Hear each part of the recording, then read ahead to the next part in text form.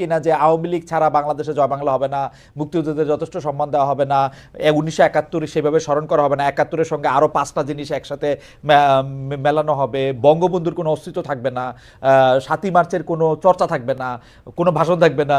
এইটা কি মানে আপনার কাছে এইটা যে এই সরকারের সকল ধরনের ল অ্যান্ড অর্ডার, বাজার এগুলি নিয়ন্ত্রণ করার চেয়ে এই সরকারের প্রধান কর্ম হয়ে দাঁড়াচ্ছে যে তারা কতটা আওয়ামী লীগের বিরোধী সেটা প্রমাণ করা। তারা তো কারোর কাছে ভোট চাইতেছে না, তাদের তো এই এজেন্ডা হওয়া উচিত না যে তারা কতটা আওয়ামী লীগের এবং আওয়ামী লীগের বিপক্ষে যাইতে গিয়া তারা কিন্তু আসলে আওয়ামী লীগের যে বয়ান ছিল যে ধরেন এই 7ই মার্চ, বঙ্গবন্ধু, এগুলির এগেনস্টে গিয়া তারা কি প্রমাণ করতে চাচ্ছে সেইটা যদি একটু আমাদেরকে একটু বলেন যে এই সরকারের এজেন্ডার মধ্যে এগুলি ঢুকলো কেমনে? সরকারের এজেন্ডার মধ্যে তো এগুলি ঢোকার কথা ছিল না আসলে। আপনার টেকটা একটু শুনি স্যার অর্থ স্যার। না মানে সরকারের এজেন্ডা এগুলো ঢুকতে পারবে না কেন আমি বুঝতে পারছি না। আর আপনারা যেভাবে বলছেন, নাবিন আপাও বললেন যে এই সরকার পলিটিক্যাল না, আমাদের দৃষ্টিভঙ্গিটা এই ব্যাপারে ভিন্ন। এই সরকার আপনি বলতে পারেন এটা পার্টিজান সরকার না, এবং এটা সেই দলের মধ্যে দল যেভাবে ক্ষমতায় আসে ভোটের মাধ্যমে সেই ধরনের একটা সরকার না, কিন্তু এটা গণ অভ্যুত্থানের মধ্য দিয়ে গঠিত একটা সরকার, এবং it is out and out political, এই ব্যাপারে কোনো সন্দেহ নেই। এবং এটা এটা ঠিক যে এই সরকারের অনেক কিছু নিয়ে আমাদের অনেক প্রশ্ন আছে এবং অনেক সমালোচনাও আছে। এর মধ্যে যেমন আইন শৃঙ্খলার কথা আপনারা রাইটলি বললেন, এটার অবস্থা খুবই নাজুক। তারপর বাজার পরিস্থিতির অবস্থা খুবই নাজুক, এগুলো সত্যি কথা, এবং এগুলো নিয়ে আমরা ডক্টর ইউনূস সাহেবকে অনুরোধ করেছি এবং তাকে আমাদের দিক থেকে বলেছি যে আপনাকে এটার এর ব্যাপারে টপ মোস্ট প্রায়োরিটি দিতে হবে। এগুলো ঠিক আছে, এগুলো নিয়ে কিন্তু এটা বললে এটা না কেন, ওইটা কেন আসছে না এজেন্ডায়, আমি বরং বলবো যে কেন আসবে না। কারণ আপনি বাংলাদেশের অন্তর্বর্তীকালীন সরকার, এই আইডিয়াটা এর আগে কখনো ছিল না। এর আগে আমরা সর্বোচ্চ দলীয় সরকারের বাইরে তত্ত্বাবধায়ক সরকার দেখে অভ্যস্ত। এই অন্তর্বর্তীকালীন সরকার বা অস্থায়ী সরকার ছিল কিন্তু 91 সালে শাহাবুদ্দিন আহমেদ অন্তর্বর্তীকালীন সরকারই ছিলেন, তত্ত্বাবধায়ক সরকার।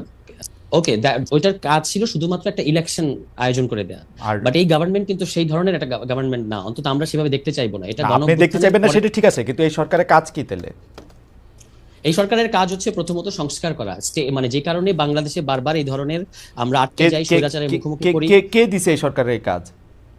জনগণ দিয়েছে। কেন এইটা তো এটা কি খালেদ ভাই, আমরা একটা গণ অভ্যুত্থানের পরে এই সরকারকে পেয়েছি, এবং যে কারণে গণ অভ্যুত্থান করতে হয়েছে, মানে যে কারণে বাংলাদেশে গণ অভ্যুত্থান করতে হয়েছে শেখ হাসিনাকে সরানোর জন্য। না, নট জাস্ট দ্যাট, এটা এটা আপনি মনে করতে পারেন, কিন্তু ব্যাপারটা একেবারে এরকম না শুধু শেখ হাসিনাকে সরানোর জন্য এই গণঅভ্যুত্থান ঘটে নাই। কারণ আমরা এরশাদকেও সরিয়েছিলাম এর আগে, তাই না?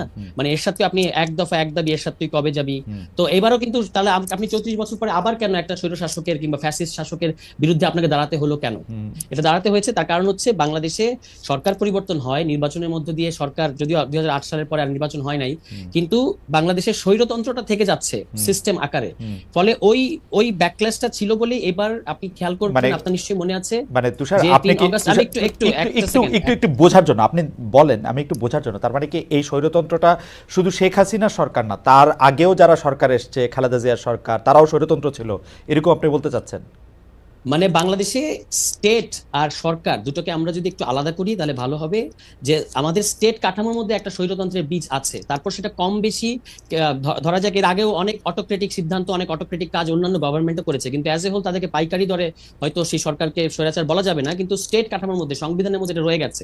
কিন্তু শেখ হাসিনার সরকার এটাকে একটা ফ্যাসিজমে টার্ন করতে পেরেছে বিশেষত দুটো কারণে। একটা কারণ হচ্ছে যে সংবিধান যেভাবে একচেটিয়া ক্ষমতা, এটা আরেকটা হচ্ছে তার আওয়ামী লীগের কালচারাল এবং ন্যারেটিভের যে শক্তি, এই দুটো মিলে এখানে একটা ফ্যাসিজম তৈরি হয়েছে। এবং আপনার নিশ্চয়ই খেয়াল আছে যে 3 আগস্ট লাখো জনতার উপস্থিতিতে নাহিদ ইসলাম তখন তিনি বললেন যে এক দফাটা হচ্ছে ফ্যাসিবাদের পতন এবং ফ্যাসিবাদী ব্যবস্থার বিলোপ, নয়া রাজনৈতিক বন্দোবস্ত। তিনি কিন্তু এক দফার মধ্যে 3টা পার্ট আছে। এই ফ্যাসিবাদী ব্যবস্থার বিলোপ ঘটানো, অন্তত ঘটানোর রাস্তাটা, রোডম্যাপটা পরিষ্কার করা, এটা কিন্তু এই ইউনূস সাহেবের যে সরকার তার একটা প্রধান এজেন্ডা। আপনারা বলছেন, দুজনেই বলছেন যে এটা হচ্ছে নির্বাচনের রাস্তা ক্লিয়ার করাটাই হচ্ছে সরকারের কাজ, নির্বাচন দিয়ে চলে যাবে। আমরা এটা কিন্তু সেরকম হওয়া উচিত হবে না। আপনার কাছে কি শুনেন তুষার সাহেব একটু শুনেন, ধরেন আমরা সবাই গণতন্ত্রে বিশ্বাস করি, তাহলে গণতন্ত্রে যদি আমরা বিশ্বাস করি তাইলে আমাদের এই ম্যান্ডেটটা, এই দায়িত্বটা গণতান্ত্রিকভাবে নির্বাচিত সরকারের কাছে ছাড়া উচিত না? নাকি আপনি মনে করতেছেন যে গণতান্ত্রিকভাবে ছাড়া নির্বাচিত সরকারও এই সংবিধানে কাঠামোতে থাকলে তারাও ফ্যাসিস্টই হবে? সরি, প্রশ্নটা আরেকটু আপনার কাছে কি অংশটা মনে হয়, আরেকবার আপনার বলুন। কাছে কি মনে হয় ডক্টর ইউনূসের নেতৃত্বে যারা সরকারে এসেছেন তারা নির্বাচিত সরকার না, তারা গণ অভ্যুত্থান পরবর্তী একটা সময় অন্তর্বর্তীকালীনের জন্য দায়িত্বে এসেছেন। আপনার কাছে কি মনে হয় না যে আমরা যে কোনো সংস্কারই করি না কেন সেই সংস্কারটা করার জন্য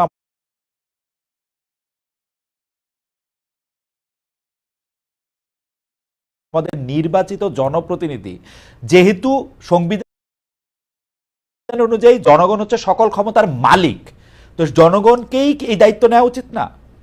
এবং জনগণ যাদেরকে রিপ্রেজেন্ট করবে আর কি, জনগণকে যাদেরকে নির্বাচিত করবে, মানে জনগণের রিপ্রেজেন্টেশন যাচাই করার একটা পদ্ধতি নির্বাচন, কিন্তু একমাত্র একমাত্র না। পদ্ধতি গণ নির্বাচন, অভ্যুত্থান- একমাত্র পদ্ধতি না নির্বাচন, না, একটা পদ্ধতি একমাত্র নির্বাচন। পদ্ধতি নির্বাচন। মানে এটা এখানে নাভিন আপা আছেন, উনি তো আচ্ছা, আমরা নাবিন আপাকে একটু জিজ্ঞেস করি।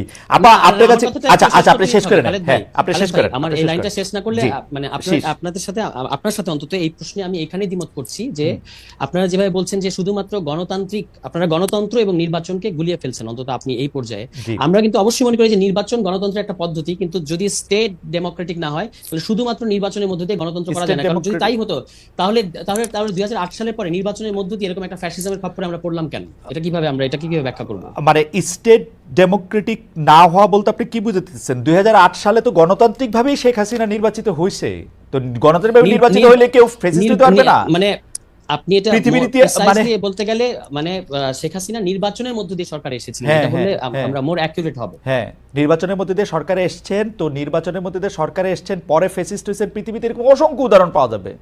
তাই বলে কি আচ্ছা। ব্যবস্থাটার দোষ হলো? আর ডেমোক্রেটিক স্টেট না বলতে আপনি কি বুঝাতে চাচ্ছেন, এটা একটু ব্যাখ্যা করেন তো। স্টেট যদি ডেমোক্রেটিক না হয়, মানে বাংলাদেশের কনটেক্সটে আপনি এখানে সমস্ত ক্ষমতা তো এক ব্যক্তির কাছে। শেখ হাসিনা কিংবা যিনি প্রধান নির্বাহী থাকেন তিনি চাইলেই জুডিশিয়ারিকে কন্ট্রোল করতে পারেন, তিনি চাইলেই সংসদ তার কথায় উঠে বসে, তিনি চাইলে সকল প্রতিষ্ঠান, সকল রাষ্ট্রীয় প্রতিষ্ঠান তার অধীনে। এটাকে আমরা বলছি যে এটা কোনো ডেমোক্রেটিক স্টেটের চেহারা হতে পারত না। আমি আপনাকে একটা উদাহরণ দিই, যেমন ধরুন জুলাই মাসে যখন আন্দোলন চলছিল তখন কেউ একজন, কে করেছেন এই মুহূর্তে আমার মনে নাই, কেউ একজন রিট করেছিলেন যে এই যে আন্দোলনে গুলি চালানো হচ্ছে এটাকে বন্ধ করার জন্য রিট করেছিলেন। তখন কিন্তু ওই রিটটাকে খারিজ করা হয়েছিল। আমরা যেভাবে বুঝি সেটা হচ্ছে যে আদালতের কাজ কিন্তু যখন সরকার মৌলিক অধিকার হরণ করে তখন তাকে জনগণের পক্ষে থাকতে হবে। এখানে যেটা হয় না, এটার কারণ কি? এটার কারণ হচ্ছে যে এখানে স্টেট ডেমোক্রেটিক না এবং এখানে ইনস্টিটিউশনগুলো আমি স্বাধীনভাবে সিদ্ধান্ত নিতে আমি পারে না। আমি আমি জনাব তুষার আপনারে, মানে আপনাকে একটু আমি জাস্ট একটু অনুরোধ করি যে বাংলাদেশের সংবিধান অনুযায়ী কিন্তু বিচার বিভাগ আলাদা, স্বাধীন বিচার বিভাগ, কারো উপরে মানে বিচার বিভাগের উপর কারো কোনো হস্তক্ষেপ থাকার কোনো সুযোগ নাই।